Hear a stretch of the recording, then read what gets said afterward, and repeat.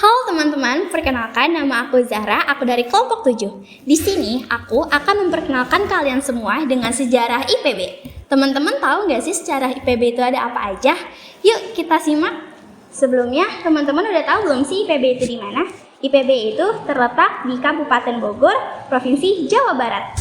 Oke teman-teman, di sini aku akan menjelaskan sejarah singkat berdirinya IPB atau Institut Pertanian Bogor.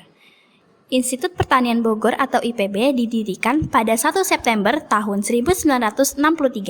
Sebelum menjadi institusi mandiri, IPB merupakan bagian dari Fakultas Pertanian Universitas Indonesia yang berdiri sejak tahun 1940-an di Bogor.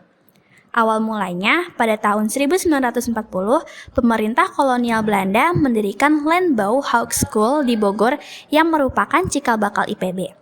Pada tahun 1950, setelah Indonesia merdeka, lembaga ini bergabung menjadi bagian dari Universitas Indonesia sebagai Fakultas Pertanian dan Fakultas Kedokteran Hewan.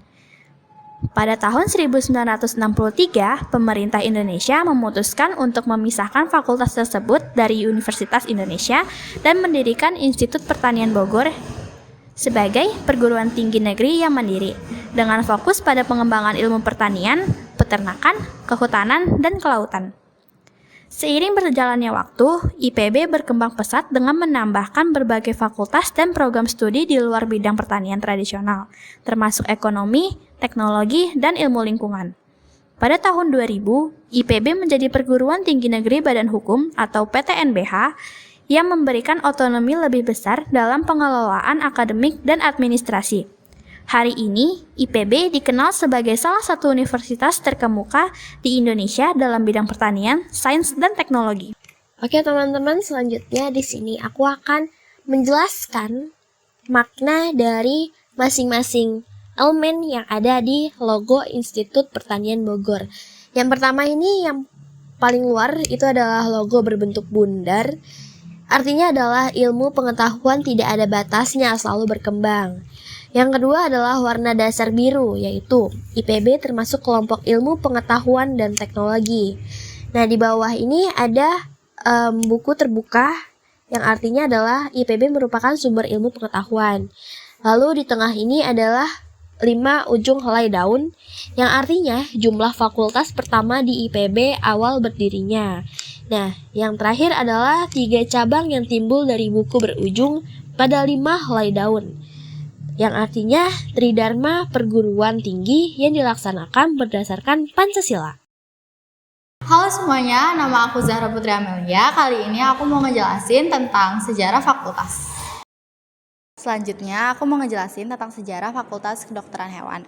Jadi, aku sama teman-teman aku ngambil Fakultas Kedokteran Hewan FKH yang ada di IPB. Berawal dari Netherlands Indisch Veteran School atau yang disingkat NIFS yang didirikan di Bogor pada tahun 1910 oleh pemerintah kolonial Belanda. Setelah Indonesia merdeka, NIFS menjadi bagian dari Universitas Indonesia UI. Pada tahun 1963, FKH resmi bergabung dengan Institut Pertanian Bogor atau IPB.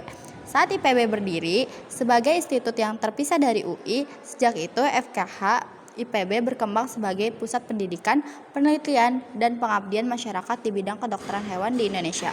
Nah, teman-teman juga pastinya udah pada tahu nggak sih, untuk memasuki suatu universitas atau kampus tujuan kalian, tentunya kalian memiliki 3 opsi dan 3 kesempatan. Yang pertama adalah SNBP, yang kedua adalah SNBT, dan yang ketiga adalah jalur mandiri. Nah, di sini aku akan memberikan perkiraan rata-rata nilai rapor untuk tembus di Fakultas Kedokteran Hewan dan Biomedis IPB. Nilai rata-rata yang harus kalian miliki adalah minimal 93,8. Dan untuk skor UTBK-nya adalah 650. Dan untuk jalur mandiri tersendiri, masing-masing kampus tentunya mempunyai caranya masing-masing, seperti ujian tulis dan yang lain-lain. Nah, sampai di halaman terakhir, di mana ada kampus, di situ ada rektor. Perkenalkan, beliau adalah Profesor Dr. Arif Satria, SPMSI. Riwayat pendidikan S1, Institut Pertanian Bogor, Ilmu-Ilmu Ekonomi Pertanian pada tahun 1995. S2, Institut Pertanian Bogor, Sosiologi Pedesaan pada tahun 1999. S3, Kagoshima University, Jepang, Department of Marine Social Science pada tahun 2006. Organisasi yang diikuti adalah Fisheries Center, University of British Columbia, Kanada, tahun 2004. Yang kedua, Lab of International Marine Policy, Kagoshima University, Jepang, pada tahun 2000.